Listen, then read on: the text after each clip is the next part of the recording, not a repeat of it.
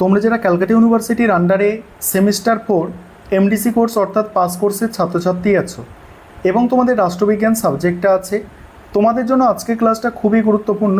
আজকের ক্লাসে তোমাদের CC5 পেপার অর্থাৎ পাবলিক অ্যাডমিনিস্ট্রেশন এই পেপারের মডিউল 2 থেকে দুটি গুরুত্বপূর্ণ 5 নম্বরের প্রশ্নের উত্তর নিয়ে আলোচনা করব। দুটো প্রশ্নই মোস্ট ইম্পর্টেন্ট। প্রথম প্রশ্ন কি? প্রথম প্রশ্ন হচ্ছে প্রশাসনে নেতৃত্বের ভূমিকা ব্যাখ্যা করো, এবং তোমাদের 5 নম্বরের প্রশ্ন 100 শব্দের মধ্যে লিখতে হয়। সেক্ষেত্রে তোমরা খুব বড় হলে 120 শব্দের মধ্যে লিখতে পারো, তার থেকে বেশি বড় লিখতে গেলে তাহলে কিন্তু নম্বর ভালো পাওয়া যায় না। কিভাবে গুছিয়ে 100 থেকে 120 শব্দের মধ্যে লিখবে সেটা দেখে নাও। দেখো, প্রশাসনে নেতৃত্ব বলতে বোঝায় সেই অপরিহার্য চালিকা শক্তি যা একটি প্রশাসনিক কাঠামোকে তার নির্দিষ্ট লক্ষ্যের দিকে সুচারুভাবে পরিচালিত করে।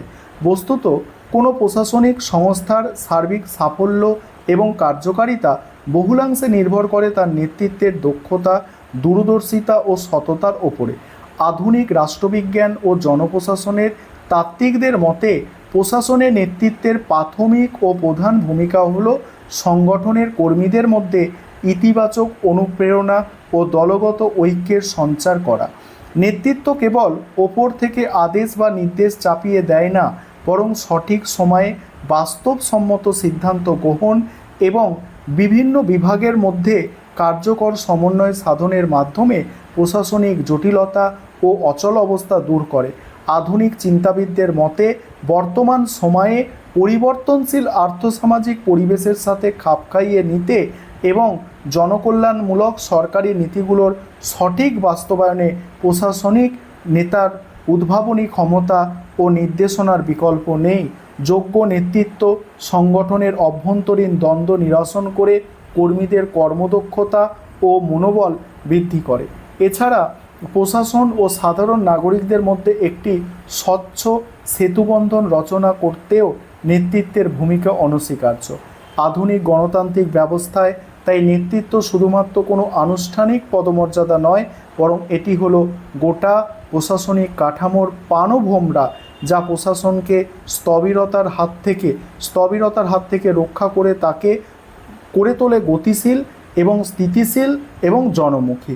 এবার পরের প্রশ্ন, আজকের ক্লাসের দ্বিতীয় প্রশ্ন, একদমই মোস্ট ইম্পর্টেন্ট প্রশ্নটা হচ্ছে আমলাতন্ত্র একটি লৌহ খাঁচা, ওয়েবারের তত্ত্ব অনুসারে বিশ্লেষণ করো। এই প্রশ্নের উত্তরটা নিয়ে আলোচনা করব। তার আগে যে বিষয়টা তোমাদের বলার আছে, তোমাদের জন্য অনলাইন কোচিং ক্লাস চলছে। তোমরা যদি কেউ পেড ব্যাচে অ্যাডমিশন নিতে ইচ্ছুক থাকো বা আমাদের থেকে স্টাডি মেটেরিয়াল অর্থাৎ PDF নোটস কিনতে চাও, সেক্ষেত্রে তোমরা স্ক্রিনে দেওয়া নম্বরে যোগাযোগ করতে পারো। দেখো, এই প্রশ্নের উত্তরটা এবারে তোমরা বুঝে নাও। ম্যাক্স ওয়েবার আধুনিক আমলাতন্ত্রকে মানব সমাজের এক অপরিহার্য কিন্তু শ্বাসরোধী ব্যবস্থা হিসাবে বর্ণনা করেছেন, যাকে তিনি সমাজতাত্ত্বিক দৃষ্টিকোণ থেকে লৌহ খাঁচা বলে অভিহিত করেছেন। ওয়েবারের মতে আধুনিক রাষ্ট্র ব্যবস্থা ও প্রশাসন ক্রমেই যৌক্তিকরণ, কঠোর নিয়মানুবর্তিতা এবং যান্ত্রিক শৃঙ্খলার ওপর অতিমাত্রায় নির্ভরশীল হয়ে পড়ছে। আমলাতন্ত্রের মূল লক্ষ্য হল চরম দক্ষতা, পূর্ব অনুমান যোগ্যতা এবং নৈবেক্তিকতা নিশ্চিত করা, কিন্তু এই কঠোর নিখুঁততা অর্জন করতে গিয়ে প্রশাসন এক বিশাল ও অনুভূতিহীন যান্ত্রিক রূপ ধারণ করে। ওয়েবার সতর্ক করে বলেন যে আমলাতন্ত্র এই কঠোর নিয়মকানুন, পদসোপান এবং ছকে বাঁধা কার্যপ্রণালী মানুষের ব্যক্তি স্বাধীনতা, মানবিক আবেগ এবং সৃজনশীলতাকে অবদমনিত করে। এই ব্যবস্থার ভেতরে মানুষ একটি বিশাল যন্ত্রের একটি ক্ষুদ্র ও ক্ষমতাহীন অংশে পরিণত হয়। কাঠামোগত নিয়মের চাপে সমাজ থেকে মানবিক মূল্যবোধ, স্বতঃস্ফূর্ততা ধীরে ধীরে হারিয়ে যায় এবং মানুষ নিজেরই তৈরি করা এই নিয়মের বেড়াজালে চিরতরে বন্দী হয়ে পড়ে। তাই ওয়েবারের বিশ্লেষণে আমলাতন্ত্র আধুনিক রাষ্ট্র পরিচালনার জন্য অপরিহার্য হলেও এটি মূলত এমন এক লৌহ খাঁচা যা মানুষকে তার মানবিক সত্তা থেকে বিচ্ছিন্ন করে, এক আত্মাহীন ও যান্ত্রিক জীবনের দিকে ঠেলে দেয়। এই ছিল তোমাদের আজকে মোস্ট ইম্পর্টেন্ট দুটি 5 নম্বরের প্রশ্নের উত্তর।